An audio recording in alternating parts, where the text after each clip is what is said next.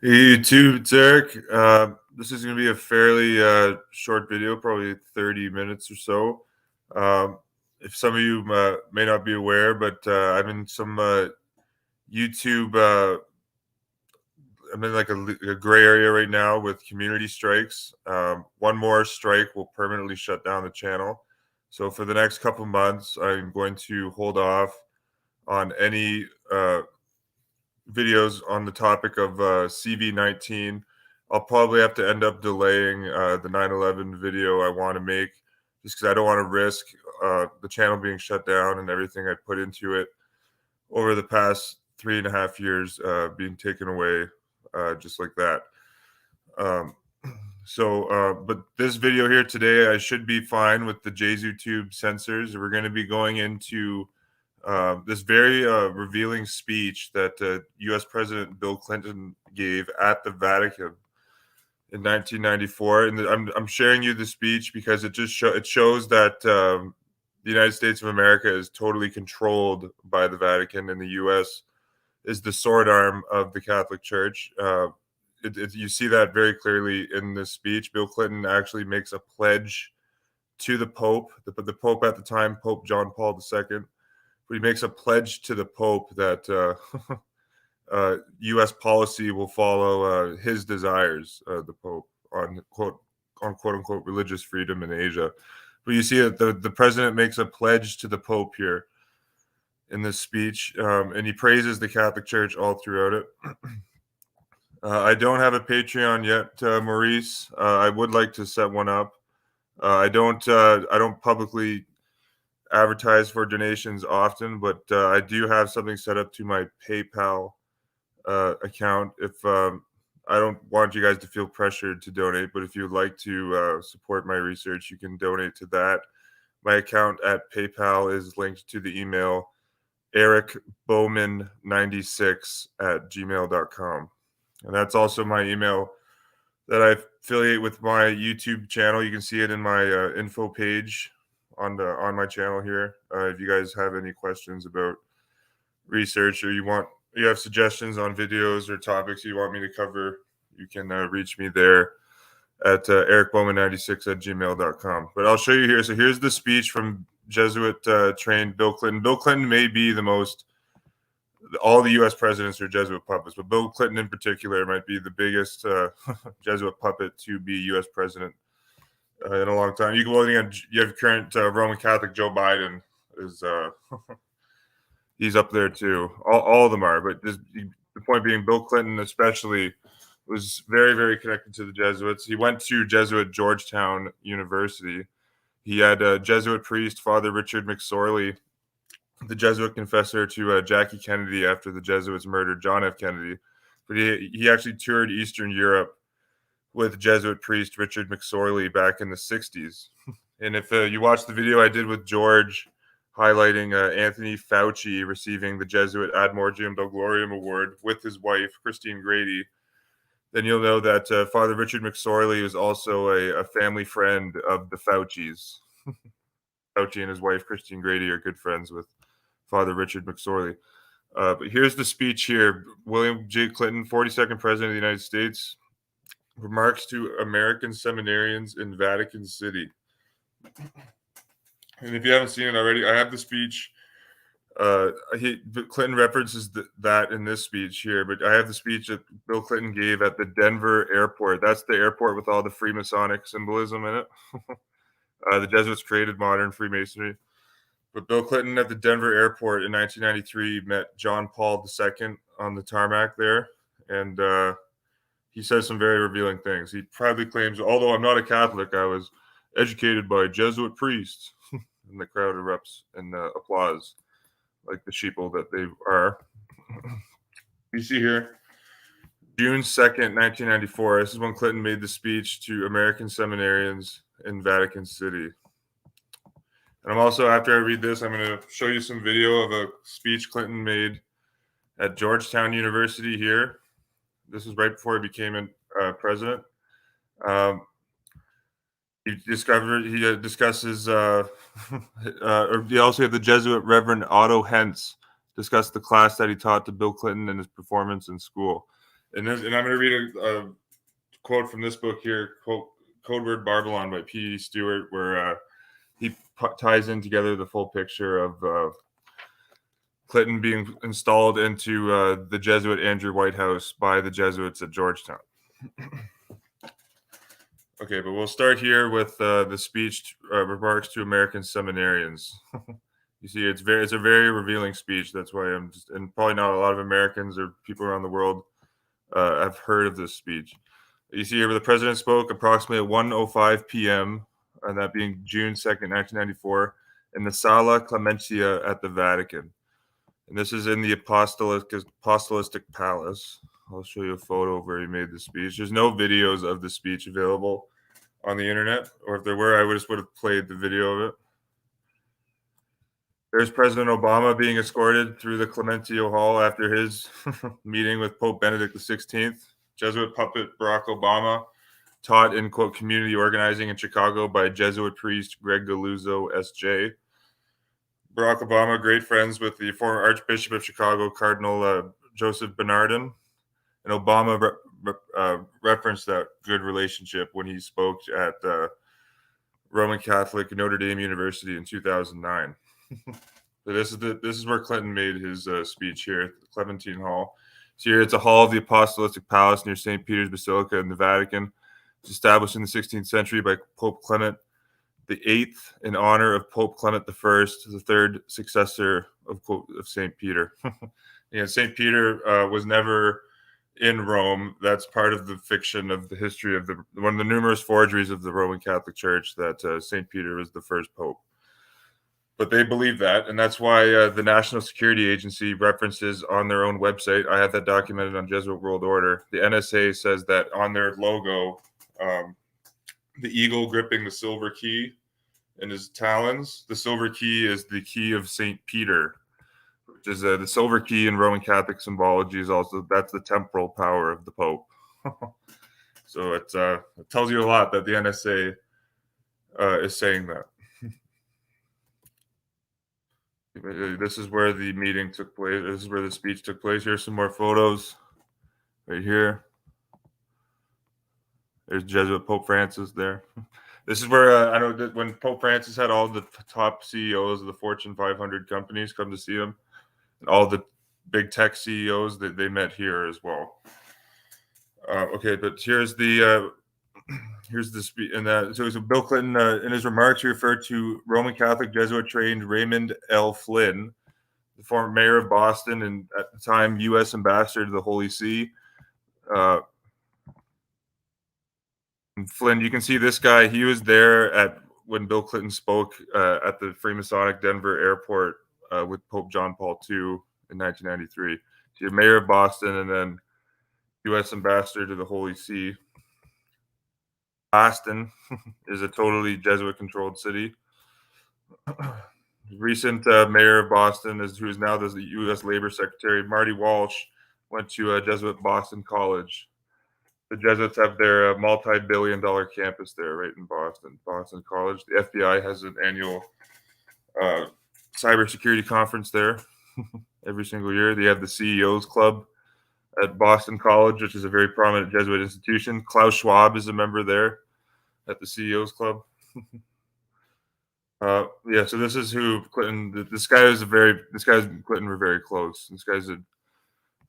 He was Clinton's ambassador to the Holy See at the time. And then Clinton's also referring to, he makes a joke about William Cardinal Baum, major penitentiary of the Apostolic Penitentiary, and Edmund Cardinal Soka, the president of the Prefecture for the Economic Affairs of the Holy See. So here's the speech here. Bill Clinton says, thank you very much, Cardinal, Mr. Ambassador. So Mr. Ambassador he's referring to here is Raymond Flynn. After that political comment he made, he has another good reason to go to confession now. Then they all laugh. Okay, of course, the confession being in the Roman Catholic Church, where you have to tell the Roman Catholic priest, often the Jesuit priest, all of your deep inner secrets, or if you don't, you're eternally condemned to hell by the Holy Father. who in Catholic doctrines, the Pope is a god, so he is said to have divine powers to be able to condemn people to hell. So they have to be slavishly obedient in the confession. We see Cardinal Baum, Cardinal Soka, to all of you here, and especially to the American seminarians who are here. And again, he's the Jesuit trained Bill Clinton, U.S. president, is making the speech to American Catholic seminarians at the Vatican. Clearly, he's not referring to Protestant seminarians when he's speaking at Vatican City.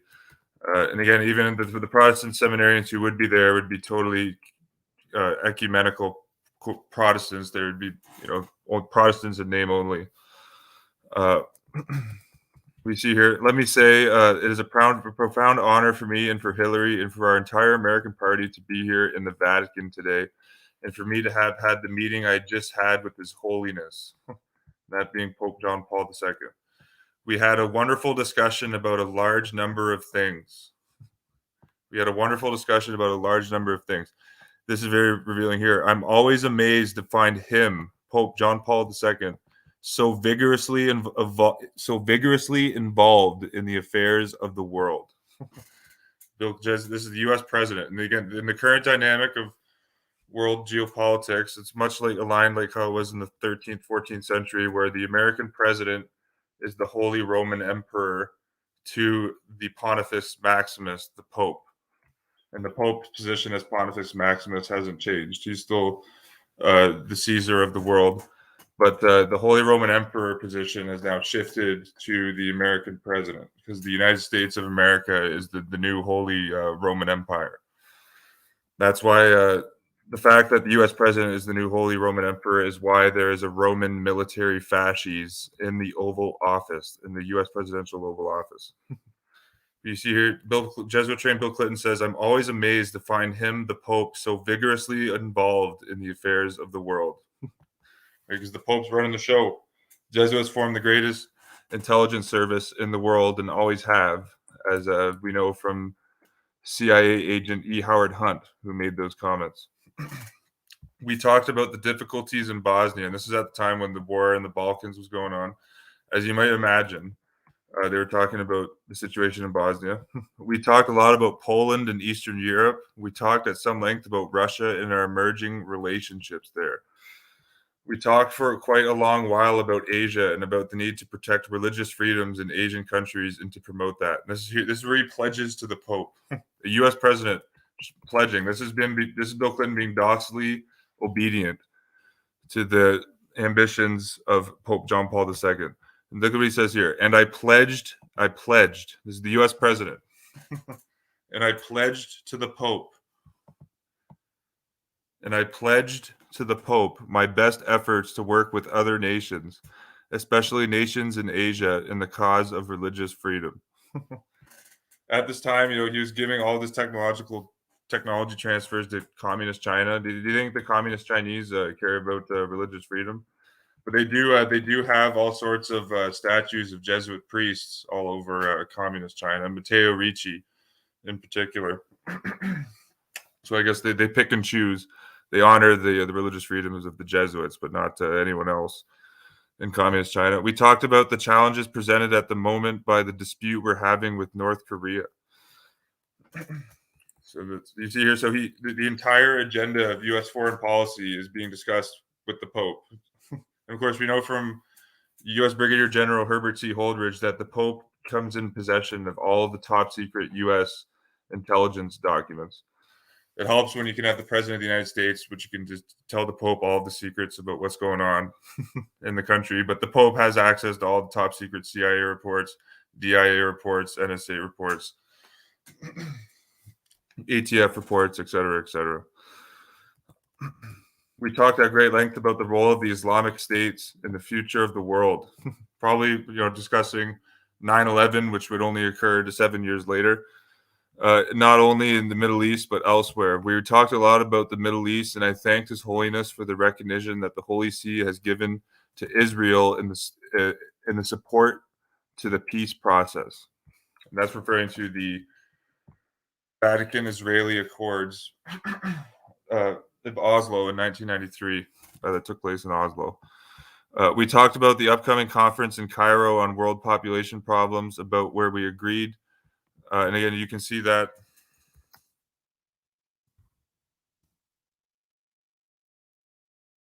here. In December 1993, the Vatican signed an accord with Israel that led to recognition in the exchange of ambassadors. That's what Clinton was referring to there.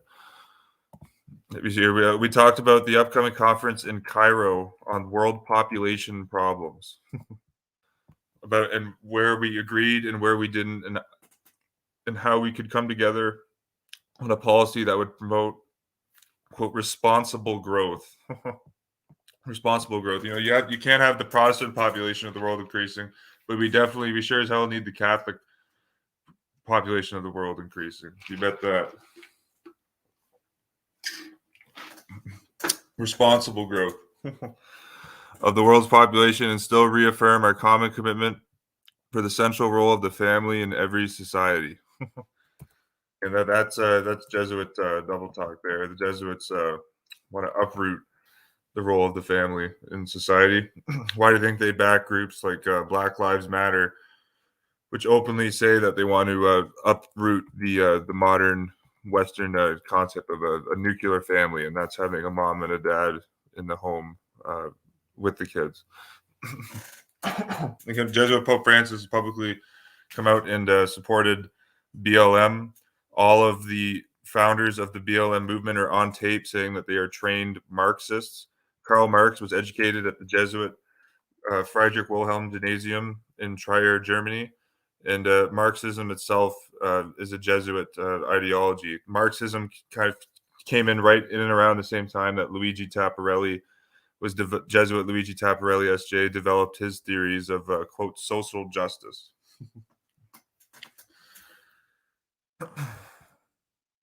Of course, if you haven't seen it on my community page, there's a very good documentary you guys got to watch called The Trayvon Hoax. What's the name of the guy who did that documentary? He's affiliated with InfoWars, but nonetheless, it was a good documentary. That being the Trayvon hoax. But you see here Sabrina Fulton, the mother of Trayvon Martin. So she was a big culprit in this hoax. And that whole hoax, they had a fake. The prosecution called a fake witness. Trayvon Martin had a fake. They had this woman that claimed that was Martin's girlfriend, who wasn't. I won't spoil the documentary for you, but fascinating stuff. It was a total hoax. And you see here the Trayvon Martin's mom here is now speaking at Jesuit Seattle University. And it was this trip. If it wasn't for the Trayvon Martin case, Black Lives Matter, wouldn't have become an organization. This was a direct catalyst to BLM being formed. So it's very interesting that Trayvon Martin's mother is speaking at Jesuit Seattle University. On a side note, you see here, it was for me, as it was in last year in Denver, an awe-inspiring experience. And then you see here, and that's Bill Clinton talking about the speech he gave at the Freemasonic Airport in Denver with Pope John Paul II. It was an awe-inspiring experience. I hope it was also an important experience for the people whom we represent and the progress we are trying to make. For those of you who are American seminarians here, I would like to say a special word of appreciation for the role of the Catholic Church in our country. You see that? I would like to say a special word of appreciation for the role of the Catholic Church in our country. There are over 20,000 parishes, 9,000 Catholic elementary and high schools, over 200 Catholic colleges and universities, one of which gave me a degree a long time ago, that being Jesuit Georgetown University. The thing I've always revered about the Catholic Church was the sense of constancy and commitment of the Church in our national life, the sense of putting one's life, one's money, and one's time where one's stated ideas are. The Catholic Church has always brought together faith and action, word and deed, bringing together people across the lines of rich and poor, of racial lines and other lines, perhaps better than any other institution in our society. And I am convinced that it's been able to do that because people like you, and because of you who are here as seminarians, have been willing to make that ultimate commitment of your entire lives in the service of that in which you believe. Do you see the cosmic sucking up here that Bill Clinton is doing to the Roman Catholic Church? Wow.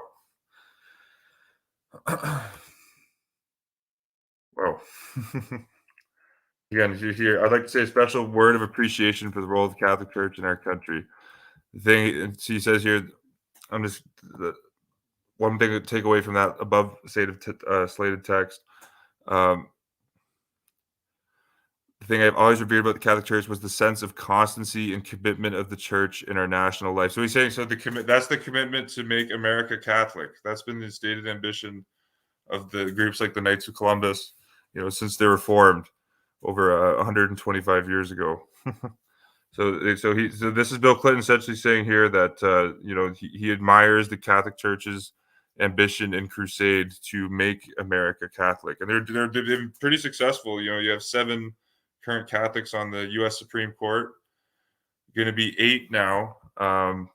Who's the woman that Biden, the black woman that that's amazing too. How he was playing a Jesuit critical race theory with the Supreme Court nominee, where he said, "I'm gonna have a black woman be my pick," eliminating 94% of the country before he makes his selection. You see, Biden nomination, Supreme Court. She's a Catholic woman, so there will now be 8 Catholics on the Supreme Court.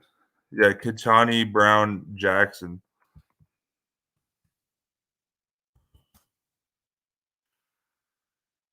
She's affiliated with a Catholic group. She's currently a federal judge on the U.S. Court of Appeals for the District of Columbia. In her senior year, she won the national oratory title at the National Catholic Forensic League Championships in New Orleans. Would you look at that? She's a Catholic, so you're going to have now 8 Catholics on the U.S. Supreme Court. So that's that commitment that the Jesuits have that Bill Clinton is admiring here.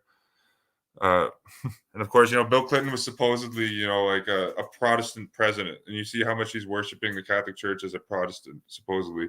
The Protestant president, who is Jesuit trained at Georgetown, even publicly was given the Roman Catholic communion in South Africa in 1998. Here's the story here. Clinton and communion. Did the president try to pull a fast one on God?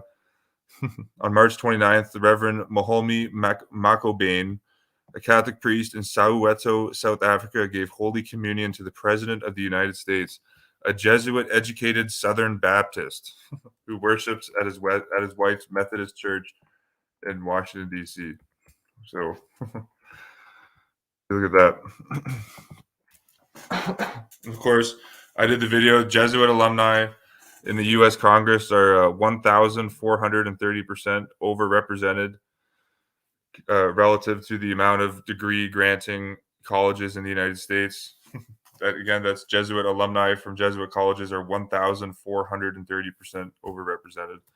So the church definitely does have commitment, or there definitely is commitment of the church in our national life, as Jesuit trained Bill Clinton says. We're continuing here. In all secular societies, it is recognized that very few people have had the capacity to make a commitment of that depth and constancy.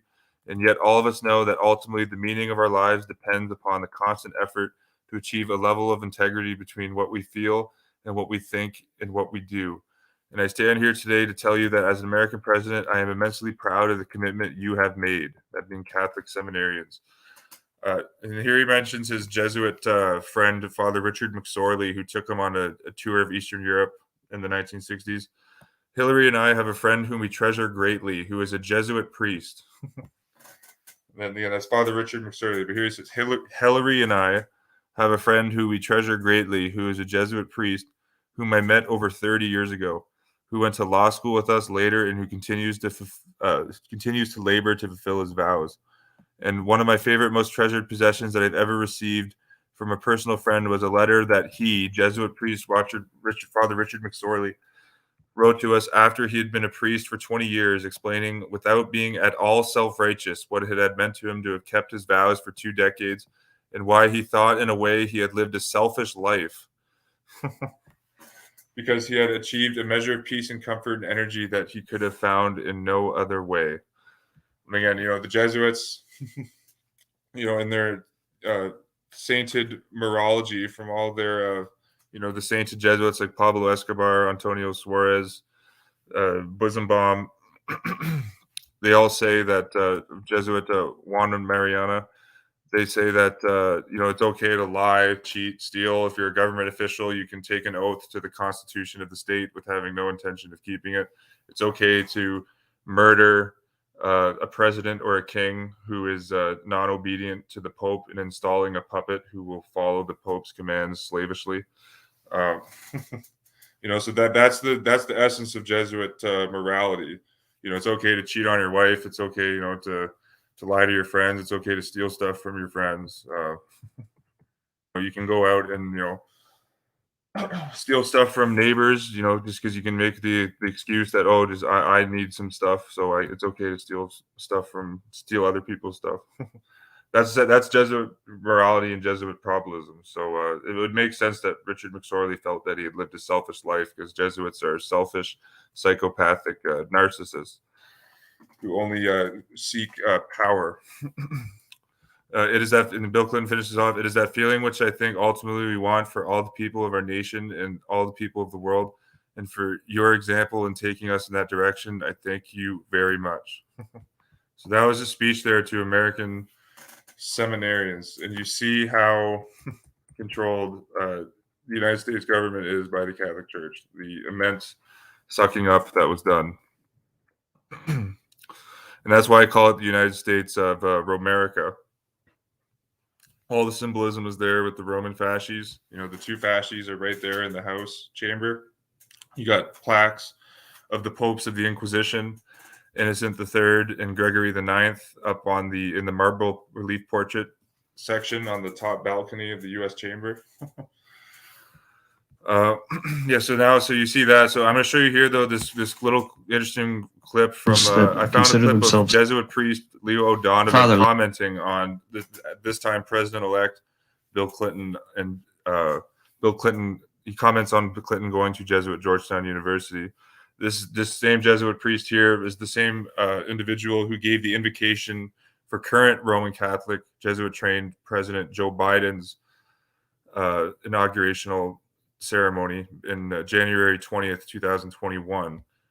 Leo O'Donovan was also on the board of directors at Disney, the Riggs National Bank, which collapsed due to various corruption scandals in 2005, one of those being the bank courting funds from the Chilean Knight of Malta war criminal dictator Augusto Pinochet. And the bank was using funds to finance the Saudi individuals on 9/11 who were the pilots on the planes, supposedly. And according to the official story, it was the Riggs Bank that was being used to send Saudi money into the United States. So how fitting that you had a Jesuit priest on the board to make sure Satan's plan is going accordingly. But we see here Jesuit Leo O'Donovan, and you can see a photo of him with Bill Gates on Jesuit World Order. But he makes comments here on President Bill Clinton. So we'll read those. I'm just highlighting this video. Do you see how much the Jesuits control the United States government?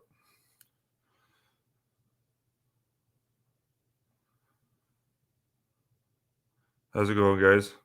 Yes, and then with the justices, I mentioned how there's currently 7 Catholic justices. I count Neil Gorsuch as a Catholic because he's supposedly a Protestant who went to Jesuit Georgetown Preparatory School.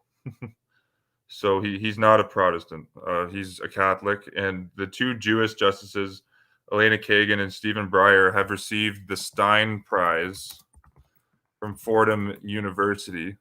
You see here the Fordham Stein Prize. So the Jesuits, indirectly control all 9 of the Supreme Court justices. You see here the Fordham Stein Prize, first awarded in 1976. The Fordham Stein Prize, I should say the Jesuit Fordham Stein Prize, is presented annually to a member of the legal profession whose work embodies the highest standards of the legal profession. Supposedly. Prize recipients exemplify outstanding professional conduct, promote the advancement of justice, Jesuit social justice, of course, and bring credit to the profession by emphasizing in the public mind the contributions of lawyers to our society. Yeah, because that's what our society needs more of, lawyers, according to the Jesuits. Yeah, so there's the Fordham Stein Prize, and I bring this up because the two current Jewish justices on the U.S. Supreme Court have received the Fordham Stein Prize.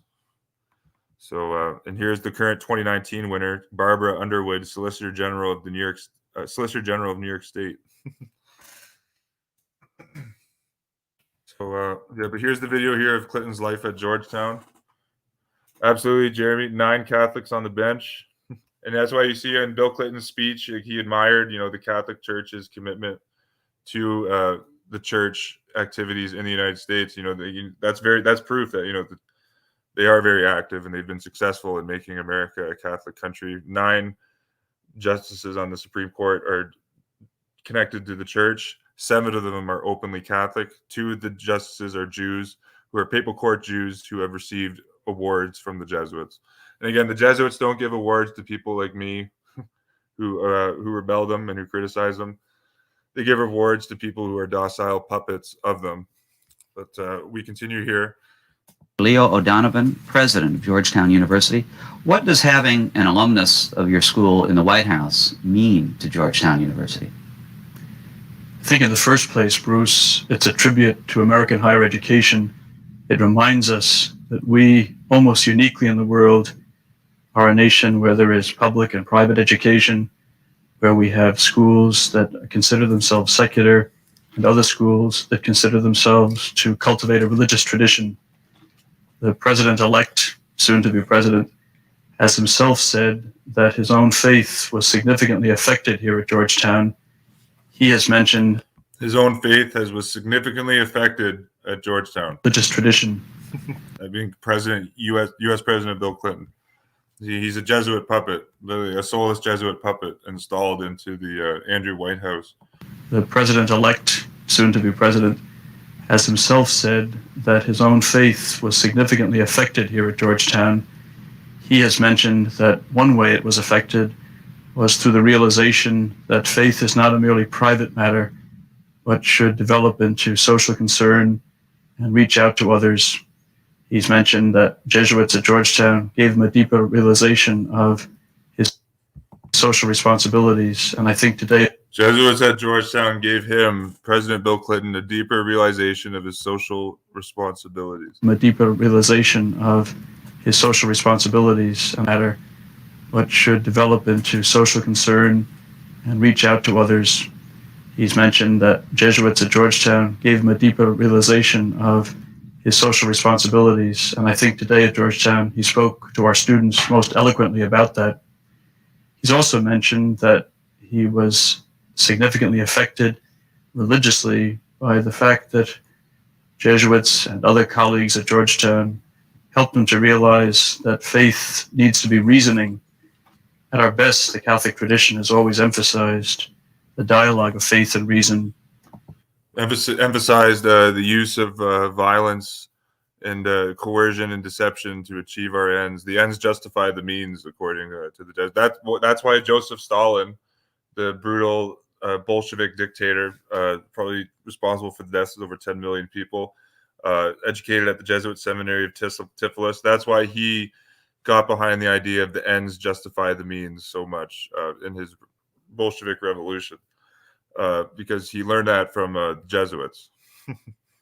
And I think the president is somebody who looks to argue. That's why do you think Adolf Hitler, was quoted saying, I learned a lot from the order of the Jesuits. Heinrich Himmler modeled the Nazi SS, brutal, psychopathic, murderous Nazi SS secret police off of the Jesuit order, and because Himmler wanted his SS minions to be absolutely obedient to him, just like the Jesuits are absolutely obedient to their general. And that was admitted by Nazi foreign intelligence minister Walter Schellenberg, a man in a position to know. You and discuss and reflect. I hope that now, if they press the flesh, and yeah. So here now we go into so this C-SPAN video, and then cuts to a video Clinton gives at Jesuit Georgetown University, and this is very painting waves. There was a set. So this is January 18th, 1993. This is a speech given to the diplomatic corps. He references all of the history of George Washington being at Georgetown University, the first American president who was a Jesuit puppet, who plagiarized his rules of civility from French Jesuits. And he references Jesuit priest John Carroll. John Carroll gave the first invocation in American history at the inauguration ceremony of George Washington. And of course, Jesuit priest John Carroll was the founder of Georgetown University. Georgetown University is only a couple miles from the White House. Good morning. I hesitate to read the first line of my speech. It says, "Let me warmly welcome you." The distinguished members of the diplomatic corps to my alma mater. Hillary and I and Senator and Mrs. Gore are delighted to be here with you today and delighted that you have agreed to be here with us. I came to this university at a time when a fallen president had asked my generation to give something back to our country. And the head of the U.S. Secret Service at the time of JFK was murdered was Jesuit trained at Fordham University, James J. Rowley. Now the U.S. Secret Service has their main training center named after Jesuit trained James J. Rowley, who overseed the U.S. Secret Service and was responsible for the Secret Service pulling away agents from Kennedy's motorcade detail to ensure that he could be assassinated by Jesuit puppets in the U.S. intelligence community via military triangulation. Shot down via military triangulation. James J. Rowley also had a Jesuit priest as his brother, Francis Rowley, S.J., that being the head of the United States Secret Service. Lyndon Johnson was a Knight of Malta, received the John Carroll Award from Jesuit Georgetown University 2 months before Kennedy was murdered, 2 or 3 months, and then was sworn in on a Catholic missal on Air Force One after he took the oath of office as U.S. president after Kennedy was murdered. So and again, he's talking about Clinton went to Georgetown in the 60s, and this is where he befriended Father Richard McSorley, the Jesuit who he referred to in his speech to American seminarians at the Vatican at the end there. Father Richard McSorley then toured Eastern Europe with Bill Clinton in the 60s. Grooming him as the Jesuit puppet that Bill Clinton was to be installed as U.S. president to serve the agenda of the order. But and of course, McSorley was the confessor to Jackie Kennedy right after the Jesuits made her McSorley Jackie Kennedy's confessor in order to keep her quiet, and they married Jackie off to the Knight of Malta, shipping baron Aristotle Onassis. But we continue here. I was looking for a place to prepare for that calling. Georgetown and its School of Foreign Service have made enormous contributions not only to my life, but to public service. And I'll just reference here, the Georgetown School of Foreign Service predates the U.S., the official U.S. government's Office of Foreign Service. The Georgetown School of Foreign Service predates it. And I would say virtually 80%, probably more, 80% of the current U.S. diplomatic corps went to the Jesuit School of Foreign Service in Georgetown. Just take a list of the current U.S. ambassadors stationed all over the world. Georgetown has essentially a monopoly on the U.S. diplomatic corps. In general, many of its graduates, including my classmates, are now distinguished members of our foreign service, our armed. Clinton just referenced it. Many Georgetown alumni are members of our foreign service. Georgetown and its School of Foreign Service have made enormous contributions not only to my life, but to public service in general. Many of its graduates, including my classmates, are now distinguished members of our foreign service. Our armed forces are serving in other areas of public and private life. Infiltrating the country on behalf of the quote, the Holy Father. And we see here an interesting graduate from that School of Foreign Service, the Jesuit Edmund A. Walsh School of Foreign Service, was the former Ukrainian First Lady Katerina Yushchenko. And I documented this here in a post I just put up 2 days ago. She was documented to have actually been the real mover and shaker in the administration of Viktor Yushchenko, her husband. And of course, Katerina Yushchenko was an American government official. She served in probably 4 or 5 different departments, was a White House liaison for the total Vatican puppet, Ronald Reagan, in the 80s. But Katerina Yushchenko, the Ukrainian first lady, went to Jesuit Georgetown University, the School of Foreign Service there. So makes perfect sense that she was running the show in the Yushchenko regime there in Ukraine. But we continue here. Recently, Georgetown has made yet another contribution, and my friend Dr. Madeleine Albright, who's agreed to be our nation's voice. Madeleine Albright, the U.S. Clinton Secretary of State, is now a professor at Jesuit Georgetown University.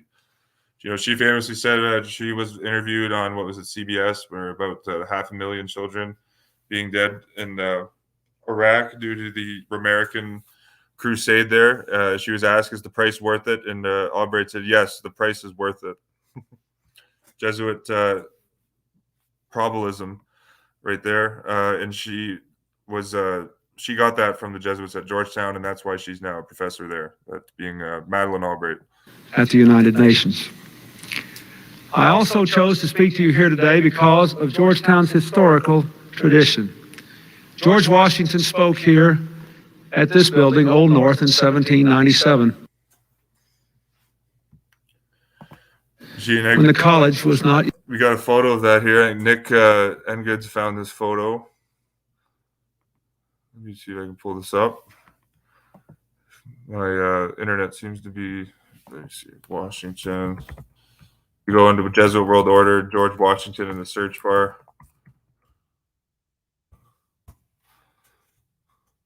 There is 1787. That's what Bill Clinton was just referring to. Here's the photo. U.S. President George Washington speaking at Jesuit Georgetown University. August 1787. There he is there. Been running the show since, quote, independence. That's why the Jesuits call their magazine America Magazine, because they it's their country. They were directly involved with the revolution, and I would say we're the masterminds of the American Revolution. More, you can get Tupper Saucy's book, goes into that, Rulers of Evil, and chapters in this great book here, Code Word Babylon, go into the Jesuits masterminding the American Revolution as well. The head of the U.S. Army at the General von Steuben.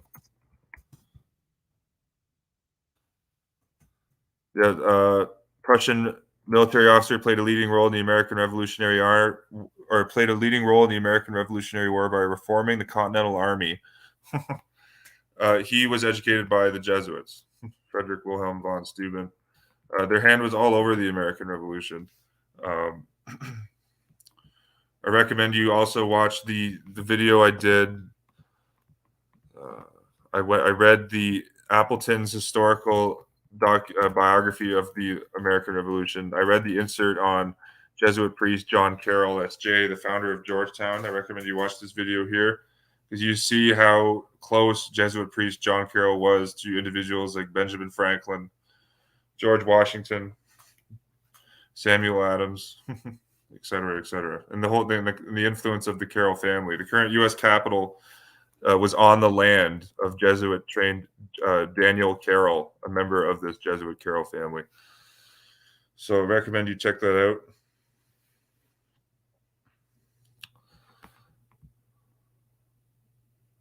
But we continue here with Clinton's speech at Georgetown. Yet 10 years old. Our republic, scarcely 20 years old, stood not with great powers then, but with great hopes. The Marquis de Lafayette, whose friendship and cooperation with our nation was so vital to its birth, was escorted to this campus by a troop of light horse cavalry. And the Marquis de Lafayette, he was a French Roman Catholic, but he's quoted by the ex-Catholic priest Jeremiah Crowley, I believe, in the book Romanism, A Menace to the Nation, where General Marquis Lafayette, the American Continental General, he said that if the liberties of the United States are ever to be destroyed, it will be by the crafty hands of the Jesuit priests, who are behind most of the wars of Europe. That's what Lafayette. Of course, Clinton doesn't bring up that quote from Lafayette. 1824. And across America's generations, presidents, dignitaries, and scholars. Of course, we know that Samuel Adams and Thomas Jefferson were writing each other back and forth about how Adams didn't like the readments of the Jesuits in 1814, and but the U.S. was forced to give them an asylum due to their religious freedom laws. And that was the whole plan, the master plan of the U.S. And again, religious freedom sounds good on just the surface, but it guarantees that you can never get rid of the Jesuits in the Roman Catholic Church in the United States. They're here forever. If you ever do try to get rid of them, they're going to hide behind the constitutional shield of the doctrine of religious freedom. Have chosen this site to speak about our collective hopes for the future of our nation and for the world. In December of 1991, as I launched my campaign for the presidency, I came back here to Georgetown to deliver 3 speeches which laid out the principles and policies. 3 speeches on his presidential campaign. So again, that shows you how involved the Jesuits at Georgetown were in installing Billy Clinton as puppet president of the United States of America, or to be the new Holy Roman Emperor. That would become the heart of my candidacy. In the first of those speeches, I recalled a lesson taught me by one of my Georgetown professors, Carroll Quigley. I might add, Father. As you know, there's lots of good information in this book here, Code Word Babylon, on Carroll Quigley and Cecil Rhodes. Carroll Quigley, Bill Clinton's Jesuit professor, wrote his book, Tragedy and Hope. This expose on Rhodes and Anglo-Saxon capitalism. It's an interesting book, to say the least. Quigley even, kind of casually mentions in that book, Tragedy and Hope, that Cecil Rhodes modeled his Round Table Society off of the Jesuit order. And of course, Bill Clinton is a Rhodes scholar. And that's another occulted fact that I was happy to see P.D. Stewart put that together. I put that together on Jesuit World Order a few years ago without reading this book. But this book has a whole chapter on Cecil Rhodes modeling his secret society of the Round Table Society off of the order of the Society of Jesus. And Rhodes's biographer, W.T. Stead, and a good friend of him, he edited the book, The Last Will and Testament of Cecil Rhodes. He says that, Cecil Rhodes, but you could think of him as like a gray archangel mixed with a Jesuit.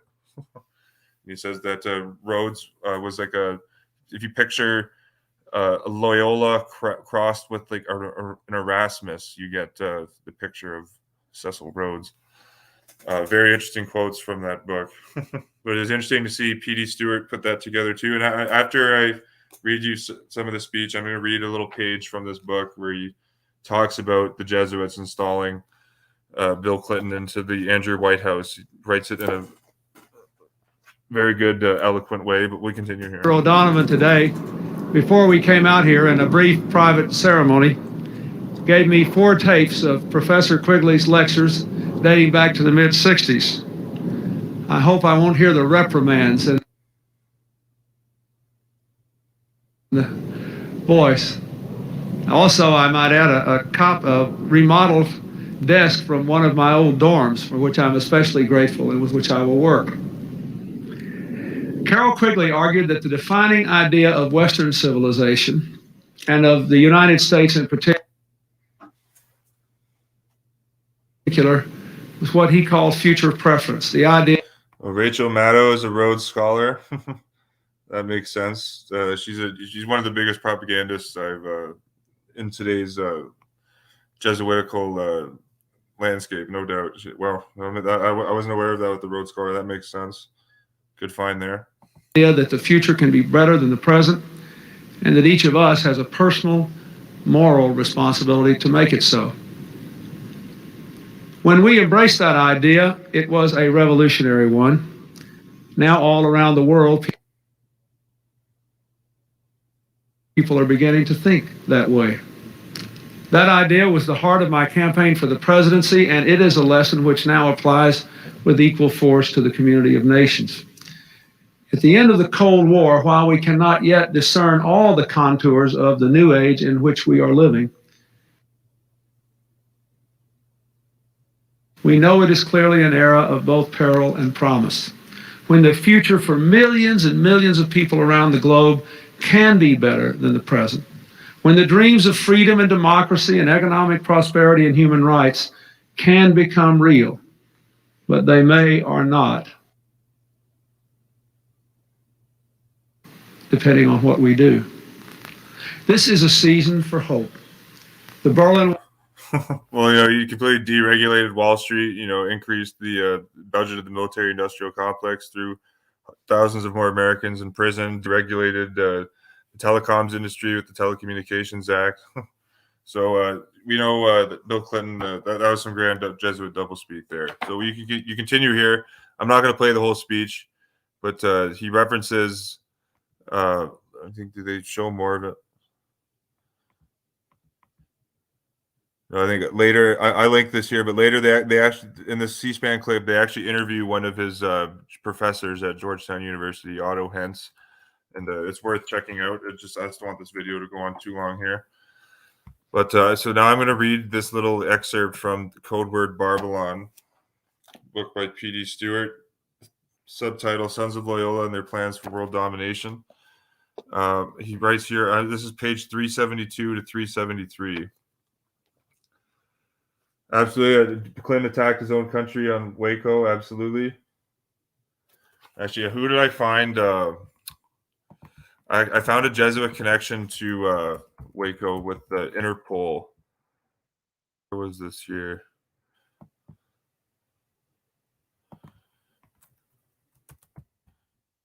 Ronald Noble. Ronald Noble. He's an Order of St. Gregory the Great now. So this guy's a Vatican Knight, Ronald Noble. He's American, quote, law enforcement officer, served as Secretary General of Interpol. So he got a promotion after the Waco massacre for good job well done by the Jesuits. So that's what that is. Interpol is the Roman World Police Organization. That's why they see the Roman military reef on it. Right there.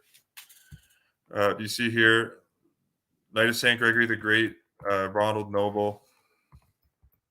On the Waco massacre, he was the head of the ATF's, the Waco Administrative Review Team, which produced a report on the ATF's actions against the Branch Davidians, leading to the Waco siege. There you go, right there. The Inquisition has never ended. You have Vatican Knight of St. Gregory the Great, Ronald Noble of the ATF, instigated the invasion on the Branch Davidian compound. And of course, the director of the FBI at the time, Louis Freeh, was a member of Opus Dei, a Vatican secret society. So they had all quote law enforcement angles covered on the day of the Waco massacre. And of course, they had the office of the U.S. president completely covered, as we've seen from this video. But oh, my screen wasn't shared. I thought my screen was shared there. This is the guy here, Ronald Noble, right here. This is who I was talking about. Waco. See right there. And he's a Knight of St. Gregory the Great. The award is Order of St. Gregory the Great, the Pontifical Equestrian Order of St. Gregory the Great. It doesn't say what year he was knighted, but I would guarantee he was knighted for his actions in on behalf of the ATF in the Waco massacre. And he got promoted to Secretary General of Interpol as a result of that. And the Jesuits have been very involved with Interpol. You see the first U.S. Interpol president back in the 80s was Jesuit-trained John R. Simpson. See here? He was the 16th director of the United States Secret Service. I mentioned he's the director of the U.S. Secret Service when JFK was murdered. James J. Rowley was Jesuit trained at Fordham and had a Jesuit priest, Francis Rowley S.J., as his brother. What we see here, John R. Simpson was educated. Where does it say his? Yeah, right here. Simpson served in the United States Army, graduated from Jesuit Loyola College in Montreal. Loyola College doesn't no longer. It's been incorporated into Concordia University in Montreal. There's still like a Loyola sub college within Concordia, but that's where the first American director of Interpol went. So the Interpol is a Roman police organization. But we see here, it's back to the quote from P.D. Stewart. Joe Biden is the highest ranking Jesuit. Yeah, well, how Joe Biden, you should watch the video. I got numerous videos on my channel showing how much Joe Biden is sucked up to the papacy and the Jesuit refugee service, the Jesuits in general. Actually, really interestingly, the Jesuits at America magazine, I used to have Joe Biden's entire video up that he gave with Jesuit America magazine, an interview he gave back in 2014 while being vice president. A very revealing interview because you see how much of a puppet of the Jesuits he is. But the Jesuits actually took that. They gave me a copyright strike. The Jesuits filed a copyright strike motion with YouTube, and that video is now off my channel. So I've detailed this in previous videos, but the Jesuits at Georgetown and Loyola University tried to shut down my channel about 2 years ago now. So they're back at it again. Every time they can, they try to get me on copyright strikes, like the sleazy weasels that they are. But we read here, just page 372 to 373, coming back to the most famous Rhodes Scholar, that being Bill Clinton. If you want to see, I'm just going to go back to my screen share here. I'm just going to refer you to the post that you can find on Jesuit World Order, where I go into the history with Cecil Rhodes and his Roundtable Society. And it ties into the black supremacist dictator of Zimbabwe, Robert Mugabe, who the Jesuits backed fully. And that kind of also ties into the stuff I was saying about the Jesuits backing the black supremacist group, Black Lives Matter, here in the United States. The Jesuits also, backed the black supremacist Black Panthers in the 60s. You can actually see a video of Eugene Boyle. I tried to get this on YouTube, but it's embedded. You can see a video here, actually, Jesuit Father Boyle discussing a free breakfast program for the Black Panthers from local San Francisco news back in the 60s here. To 100 children here. There he is there.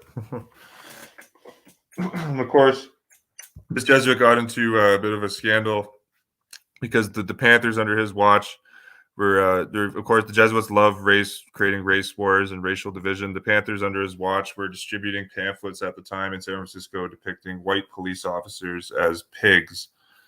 All that does is to serve racial division. That gives no one any actual answers on what's happening in society. But we see here, back to the book. So this is the post here, though, that you can read. Cecil Rhodes modeled his Roundtable Society off of the Jesuits and gifted the Jesuits large plots of land. One of them spawned brutal dictator Robert Mugabe of Zimbabwe, who, of course, the fact that Mugabe had an EU ban against him didn't stop the current Jesuit Pope Francis from having him in the White House or in the Vatican. The Vatican is, or the White House, you could say, is the American Vatican. But here you go, Robert Mugabe visiting Jesuit Pope Francis in the Vatican, despite Mugabe's travel ban to the EU. The Catholic Church is above secular civil law. And of course, when the dictator passed away in 2017, you had a Jesuit priest, Fideli Mukonori, S.J., mediated the transition from Mugabe rule in Zimbabwe. So, and I got there's more information on this Jesuit priest, Fidelis Mukonori, on my blog here, Jesuit World Order. He was one of the puppet masters behind Mugabe. So here's just to finish off the quote here with Bill Clinton. Clinton expressed his admiration for the Jesuit John Carroll Quigley, and we saw he did that in his 1993 speech to the diplomatic corps at Georgetown, but also he did this in 1989 in a journal called Anatus Journals, Notebooks, and Diaries. Clinton even gave his former mentor, Jesuit professor Carroll Quigley, tribute in his presidential nomination speech at the Democratic Party convention in 1992. And on November 7th, 2001, Clinton gave a speech at Jesuit Georgetown University on foreign policy and globalization. Of course, Bill Clinton is all tied up with the World Economic Forum. And I recommend you I put it on my community page. I recommend you check out the latest post I just wrote up on the Vatican's influence on the World Economic Forum. Joseph Curl, the Washington Times, in November 8th, 2001, reports that Clinton, a member of the class of 1968, opened his 50-minute speech by thanking another one of his former professors, the Jesuit Otto Hentz. And Otto Hentz is featured in that C-SPAN video that I was sharing earlier in this video. Bill Clinton says, quote, "I would like to say a special word of thanks to one of my professors, Father Otto Hentz," Clinton said, quote, "He never abandoned me over all of these years, even though he did not succeed in convincing me to become a Jesuit." Although Bill Clinton may not be an ordained Jesuit priest, he most certainly is a Jesuit coadjutor and a Jesuit of the short robe, a lay Jesuit. More information on lay Jesuits, you can see a breakdown of what a lay Jesuit is in Peter J. Doiswick's book, Catholic Victory in 1960. I found that, on an interesting note, I found that entire copy of that fantastic book in a CIA file, declassified file, where an individual named Laura Hazelwood sent the book to Alan Dulles and said, "What are we going to do about this? We have to, censor this ASAP." So that made me immediately interested in Peter J. Doiswick, and I made road trips to get all of his books, and now all of them you can read for free on my archive.org page. He was a former Roman Catholic priest who then turned into a fantastic critic of the Catholic Church, and he gives you tons of inside information that I can't frankly give you about how Rome operates, because he was a Roman Catholic priest and he has that perspective that me, an outsider, doesn't have. But we continue here. Clinton said, so he says that Otto Hentz didn't convince him to become a Jesuit, but he never abandoned him over the years. Bill Clinton then added that, then here's P.D. Stewart. He then added, however, that Otto Hentz never, quote, abandoned him, quote, over all these years. Over all what years? During the years in his public life and while he occupied the White House? And then P.D. Stewart continues writing, "As a child, Clinton went to St. John's Catholic School, and he also attended Jesuit Georgetown University, so he had a good Catholic education. I do not say here that Clinton is or was at any time a Jesuit, for I cannot prove it." And again, he's, I would say you can prove that he's, a Jesuit tool. So indirectly, he's, you can judge them by their fruits, and all of Clinton's fruits aim to him being a lay Jesuit. But if anyone were to come forward with proof, I should not be the least surprised, P.D. Stewart says. Clearly, the Jesuit professors Quigley and Hentz saw Clinton as an asset to their cause, and it would seem that he served them just as well as a political protege, if not as a Jesuit. During his acceptance speech of 1992, Clinton alluded to this fact by deliberately misquoting 1 Corinthians 2:9, quote, "As scripture says, our eyes have not yet seen, not our ears heard, nor our minds imagined what we can build," end quote. The actual passage in 1 Corinthians 2:9 does not use the word build. Let's say the Jesuits are masters of being sacrilegious. Clinton continued by naming the Jesuit who directed him and who he owed his high station, quote, "As a student at Georgetown, I heard that call to build clarified by a professor named Carol Quigley," Clinton said. Now, what is that call and what are they building? The following revelation exposes the defiling alchemy. The following revelation exposes the defiling alchemy of the Jesuits and their secret plan for building a new world order within the Rhodes Secret Society and the Rhodes Scholarship Scheme. Quoting sections from the American Review of Reviews, May 1902, page 556, Stead wrote, and that's W.T. Stead, who I referenced earlier in this video, the guy who edited the book, The Last Will and Testament of Cecil Rhodes. Stead quotes directly from Mr. Cecil Rhodes in a letter written in 1890, and that letter from Cecil Rhodes says, quote, "Please remember the key of my idea discussed with you is a society copied from the Jesuit as to organization, end quote. So Cecil Rhodes, speaking on his roundtable secret society, said, please remember the key of my idea discussed with you is a society copied from the Jesuit as to organization. Now read what Bill Clinton, the famous Rhodes Scholar, said about two leading Jesuits from Georgetown, where he was trained and grooming for the U.S. presidency. Quote, this is a quote from Bill Clinton. I have to say a special word by leave of Father O'Donnell. I have to say a special word by leave of Father O'Donnell about the two last presidents of Georgetown, both named Healy. The second, Timothy Healy, passed away just a few days ago, and he was like Father O'Donovan's predecessor. He was my friend, and in his effects when he died, were found 4 pages of an outline of instructions for me in my inaugural address. What? You see this? So when Jesuit priest Timothy O'Haley died, Jesuit priest, former president of Georgetown, in his effects when he died were found, this is from Bill Clinton saying this, were found 4 pages of an outline of instructions for me, U.S. President Bill Clinton, for my inaugural address, i.e. as U.S. president. So here you got the Jesuits at Georgetown were instructing Bill Clinton on what to say during his inaugural address. And I know he is looking down at us, and I want him to know that I have absorbed the instructions, and I have taken some and rejected some. And P.D. Stewart says, note, he did not say what part he rejected or accepted.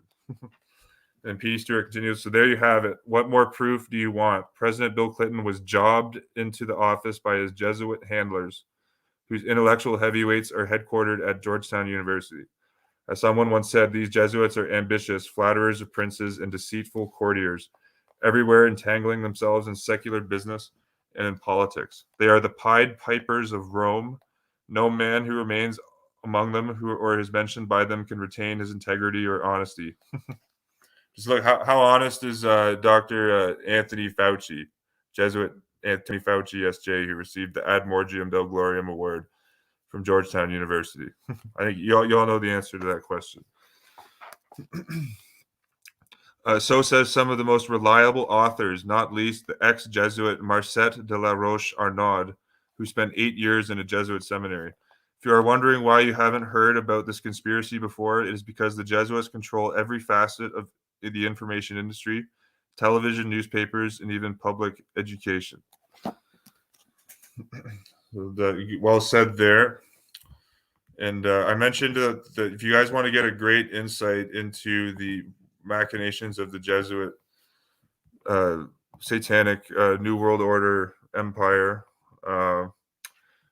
check out, I mentioned the books of Peter J. Doiswick, who is a top or who was a former Catholic priest. He gives lots of great inside information, really very specifically to, kind of fine details of Roman Catholic history and Roman Catholic morality and doctrines. He had access to tons of Roman sources that the average person doesn't have access to. Here are the books here. You see your ex-priest answers attack by Roman clergy. He writes here, The Roman Way of Salvation, The Romans' Customs and Practices, The Ever-Changing Church. Actually, I have a physical copy of this one. The other ones, I got 2 of these I have in physical copy. The rest I have here on the digital. I recommend you guys check these out. You see here, this is an example of a real Protestant, not a Protestant, a supposed Protestant like Bill Clinton. You see here, Peter Doiswick says here, this book is a history of the doctrines and practices of the Roman Catholic Church, based on the original sources of the Middle Ages, presented especially for the benefit of those who contemplate merger with Rome. Because as a real Protestant, there can be no merger with Rome. And Doiswick was a former Catholic priest, so you get lots of great inside information. And I drove all the way to Philadelphia suburbs to get these books published into PDF form. So, but I think that's all for this one, YouTube. This topic shouldn't get me in trouble with the JZTube censors. I know that I'd like to keep covering the CV-19 pandemic and the current that 9/11 video I want to do and the current situation going on in Eastern Europe, but just the way JSUTube is working, I don't want to risk getting the channel shut down in the next 2 months. Once the strikes are gone, I'll be going into those topics again. In the meantime, though, if you want to see the videos that got me into YouTube jail, you can go to Eric777 number 2, and I recommend you check those out. This is my current backup channel, and I'm in the works right now of making a Rumble channel. Also, I just have to figure it out with. I'll have to pay, I think, a monthly fee to live stream to Rumble, but I'm thinking I'm willing to do that to help the platform grow a bit, and just I think JSUTube is becoming almost just a lost cause with the censorship. Like the censorship, especially just in terms of medical misinformation, is so insane and ridiculous now. Anything you say that could be viewed as contradicting any local health official or the Jesuits, WHO, gets shut down. So this video should be fine with the JSUTube censors. Thank you all for tuning in. I do have an Odyssey account. Every video I make on the way my Odyssey account works is it's synced with my YouTube channel here, Eric777. So every video I make gets put onto Odyssey here. And even so, you see this video here was banned from my channel here, but it's now over on Odyssey. So I recommend you check that out. But yeah, everything I make here on Eric77 ends up on Eric77 on Odyssey about 45 minutes later after it's processed.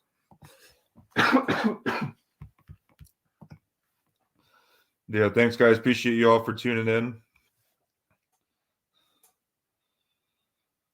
Yeah, with the possibly, I know times are tough. I don't like